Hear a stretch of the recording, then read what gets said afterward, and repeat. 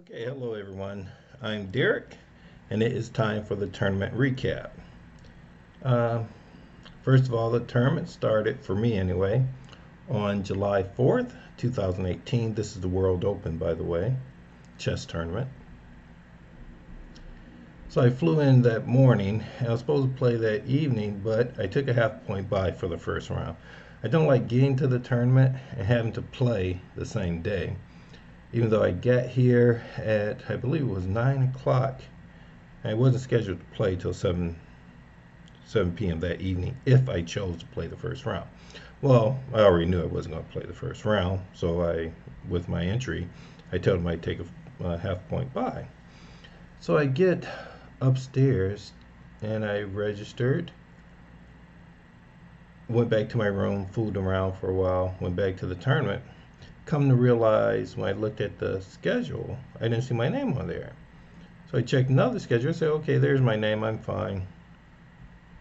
Went back upstairs, looked at the schedule again, and they had me on the 4-day schedule as opposed to the 5-day schedule. I went and told them, I'm not playing the 4-day schedule. The time control is too fast for me. You guys got to switch me to the 5-day. So they said, fine, send us an email, or you can get in that line and request a switch in the section that you're in. I said, okay, well, fine. So I get in the line, and the line took like maybe 20 minutes, which is a long time when there's only like 3 people in front of you. And the lady, she wrote down the information, but I really wasn't comfortable with the little scratches of paper that she wrote it on. So I get back to my room. I actually emailed them, but I wasn't sure about the email address to send it to either. But I found one on the entry form, and I used that email address and told them, I need to switch sections. So right before the first round, because this has happened to me before, not in this exact way, but pretty similar, I looked at the schedule. I still did not see the change. So about a half an hour before the first round, because if they start that round, they'll make me play, or well, really, no, it was different. Because I was trying to get out of the 4-day into the 5-day, I would have had to play that round, but I didn't want to play that round. I wanted to buy for that round, yet I still wanted to play in the 5-day. So about 15 minutes before the round started, I got an email saying that I had been switched to the 5-day. So I ended up okay. The other thing that I did on the first day, because they've been here so many times, this is Philadelphia, I was just here in March, I didn't take any pictures at all throughout the week that I've been here. This is Sunday, I leave Saturday.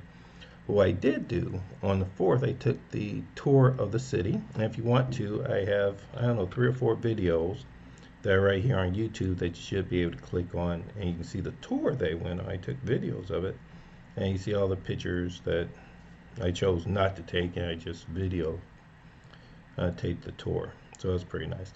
Getting to the tournament, I took the bye in the first round, and my second round game, for those who are chess players and not my family. Of course, we're going to develop some young ladies who will be tremendous chess players when they're ready. I think they're ready now, but it is what it is. I didn't play round 1. I took a bye in round 2. I played. This was a Roulopez. Played the main line, and for some reason I decided to get very aggressive late in the game, and I was in time trouble. I decided to sack a piece. Not a good decision, very poor decision. But I isolated this king, and I thought I could attack it. And of course, I put all this in the computer. The computer says, no, you did not have an attack going. And apparently it was right, because I ended up in a really, really bad position. According to me, a totally lost position. According to my opponent, it was a draw position. So he offered a draw, I took the draw. So I said the chess gods were on my side for that round 2 game. Round 3, I guess the chess gods they were still on my side. It was a Nemzo Indian. Played through it. I really wasn't in much time trouble. I was okay as far as time went. My opponent misplayed the end game, and I was able to force a queen. And the interesting thing there is, even though I had queen, my opponent only had rook. It was a young lady. She still played it out, which is fine. I don't know, but then her rook was going to get exchanged, and now it was a king against a queen, and we all know that loses every time, in more ways than one. Round four. Where's round four? Round four was a Roulopez. Did they do round three? Round one, round two? Yes. It was a Roulopez again. And this time I was in time trouble. I was in serious time trouble. Well, on the 26th move, well, on the 29th move, I had 13 minutes to make 11 moves, which in tournament play, it's kind of tough late in the game in a complicated position. But in any case, I had the advantage. All I had to do on the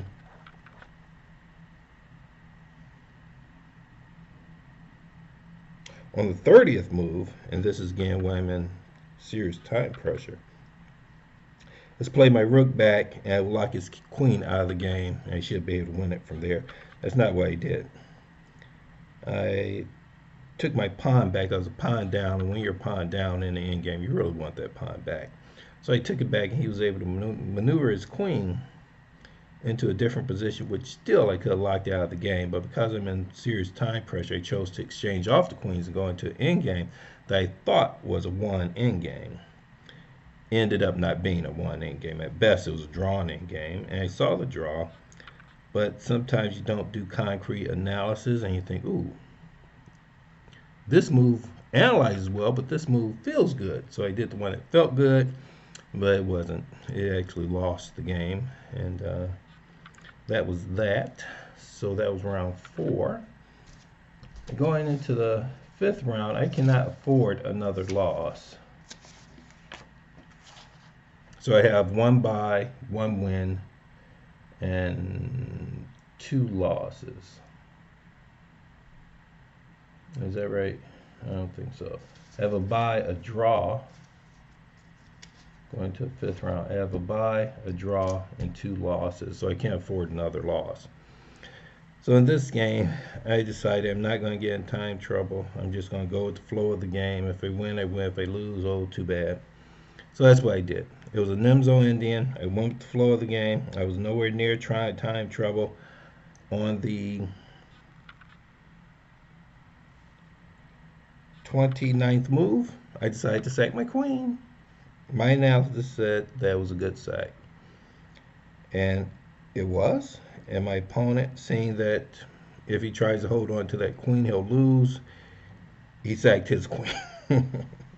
But the problem there is I win my queen back, I'm the exchange up, and I'm like 3 pawns up or 2 pawns up. No, I'm 2 pawns up and the exchange up, which in every scenario that I've ever had, I've been able to win it. And it's not a tough win. Anybody can win that.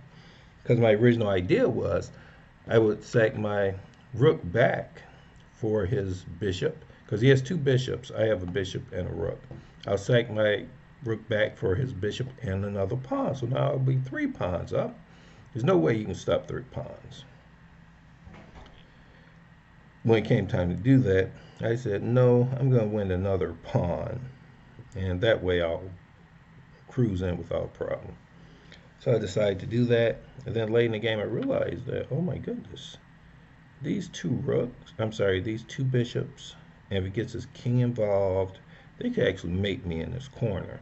I need to get out of this corner, or at least make sure his king doesn't come in. So about 3 moves later, I forgot about that. I let his king in, and I said, oh my goodness, but I still thought it was 1, and it was. I'll just move my king over to the side where his bishops are. I'll take off one of the bishops. Without analyzing, without doing concrete consideration of his options, I just let him in. And I said, oh my goodness, but I still thought it was 1, and it was. I'll just move my king over to the side where his bishops are. I'll take off one of the bishops. Without analyzing, without doing concrete consideration of his options, I played out that plan. Come to find out, it was not a good plan.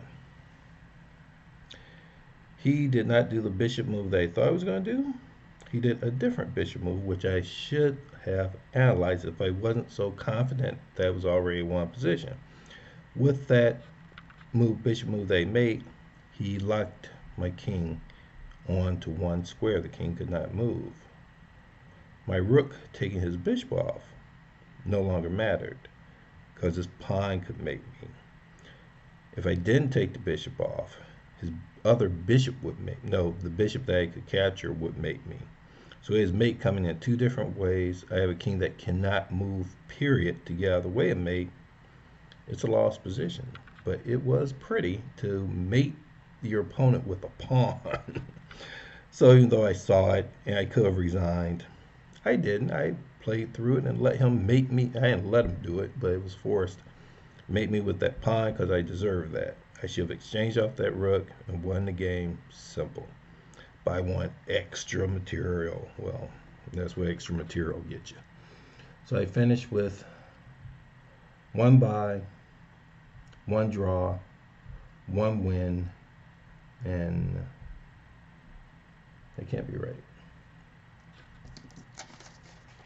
Feels like 3 losses. I can't have 3 losses. Okay, I have a bye, a draw, a win, and 2 losses. That was enough for me. I withdrew because the reality is if you cannot score at the very minimum 6.5 points, well, the other games are just for fun. Even though playing just for fun, there's nothing wrong with that. But this is vacation time, so I might as well enjoy my vacation time. That's it from Philadelphia, 2018. I head home tomorrow morning. It was a fun time. I didn't win, but of course, I always contend that I'll get them next time. And this is my first year playing serious competitive chess. I thought about the other day, since 1985, and that is over 30 years ago. I am getting old, but that's okay. It's better to get old than to die young, I guess. On that morbid note, I'll see you in Detroit. Bye for now.